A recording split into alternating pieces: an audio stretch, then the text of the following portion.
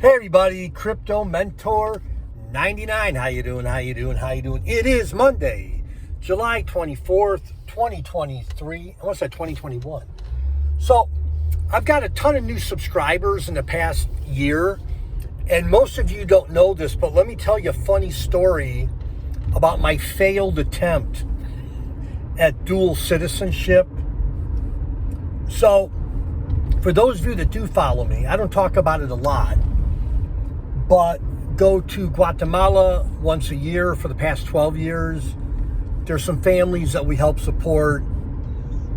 And anyhow, we normally go, when did we go this year? February? March? Yeah, we got sick in Houston. Anyhow, coming back. So let me tell you about my failed attempt at dual citizenship. Well, not my failed attempt, the Guatemalan government, their huge mistake with me. So, Mike, you know what? If there's ever a country that I know, I'm familiar with, I've got people there, it would be Guatemala. So, part of the process, don't ask me why, part of the process is, depending on where you live in the United States, you have to go to the nearest, well, I shouldn't say the nearest, your regional embassy or consulate. So the nearest, or okay, not the nearest one, but the one in my region was in Chicago, and that's where we used to live. So I drive to Chicago, and it was kind of funny. They had two lines. The first line was Guatemalans wanting U.S. citizenship. That line went around the building. And then the other line was Americans wanting Guatemalan citizenship. I was the only one in line. So I went up to the line, or I went up to the counter, and there was a lady there who spoke like 2% English. I'm like, okay, I'm in trouble right off the bat. And she thought I wanted to be in the other line. She thought I was Guatemalan wanting citizenship in the United States. I'm like, no. I'm U.S. citizen, and I want to apply for citizenship in Guatemala. I'm sorry, I didn't say this. You had to go to the embassy or the consulate for the forms. None of this stuff was online 10, 12 years ago, or I forget when. Anyhow, maybe not 12 years ago. And she couldn't believe that I, a U.S. citizen, wanted to go to the front of the line because it was empty for the window, U.S. citizens wanting. So I said, ma'am, can you get someone that speaks English? Because this guy speaks very little Spanish. So we got through that process, and she gave me a stack of papers. And there was just a ton of information I needed to get. For example, I had to get fingerprinted, as I remember. The whole process took like 6 months. I had to get a letter from my local sheriff or like a police report saying I hadn't been arrested in 3 years, financial documents. I had to have some friends in Guatemala vouch for me, my character, what I was going to do in the country, blah, blah, blah. All this takes 4, 5, maybe 6 months. So finally, I've got all my paperwork. Now, you don't go back to Chicago, you go to Guatemala City and hand in your papers. Don't ask me why. It's called bureaucracy. So I hop on a plane, and I was going to go to Guatemala anyhow, but so I jump on a plane, I go down there, and my friend knew that I wanted to go to the embassy or the consulate, whatever you call it. So she takes me. It was packed. Everybody wants to leave Guatemala. Again, I'm first in line down in Guatemala City wanting into the country. It was funny. So, well, funny to me. So my friend Sylvia, we go up to the counter, and I knew something was bad right away. It wasn't like, oh, sir, come this way, or can I have your paperwork? Sylvia starts yakking at this guy.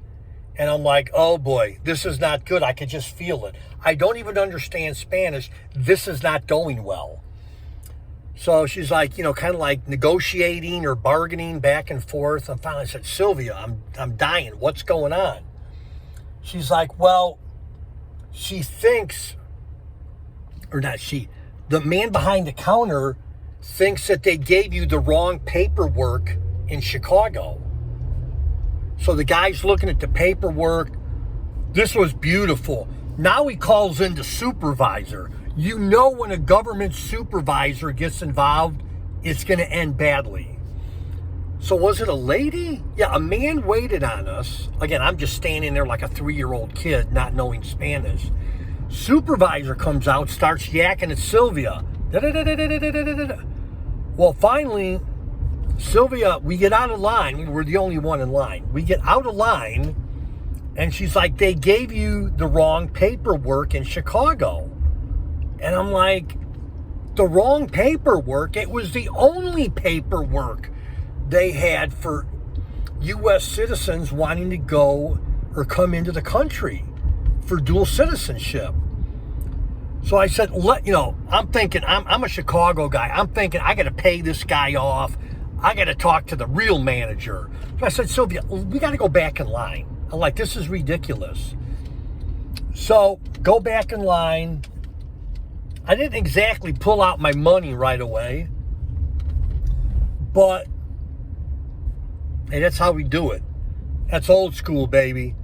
So now Sylvia's interpreting for me with not the manager, the civil servant or whatever.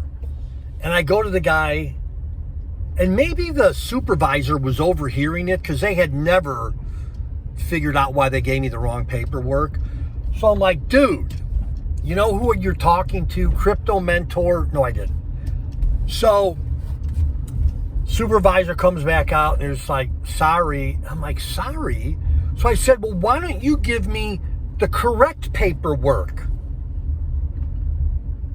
so I could bring back to the United States and do I'm home now. I'm going in the garage and do my dual citizenship. She's like, oh no, you got to go back to Chicago and get that. I'm like, what? Why can't you give it to me now? We're out of forms.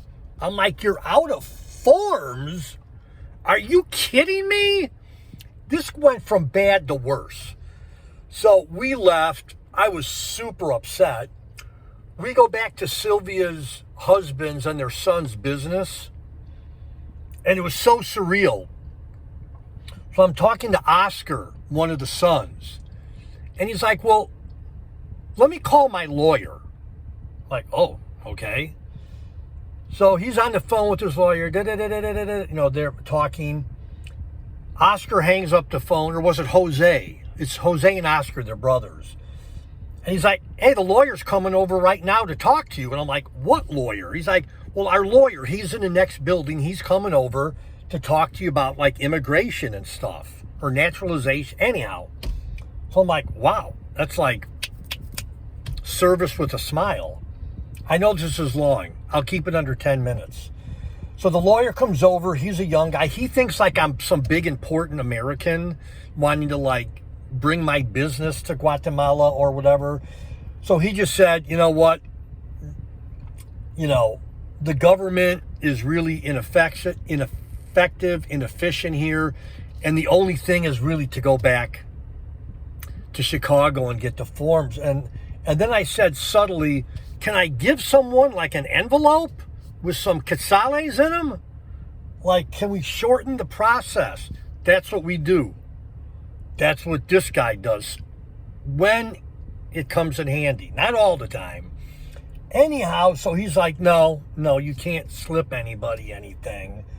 I'm like, well, so I was super upset, super down.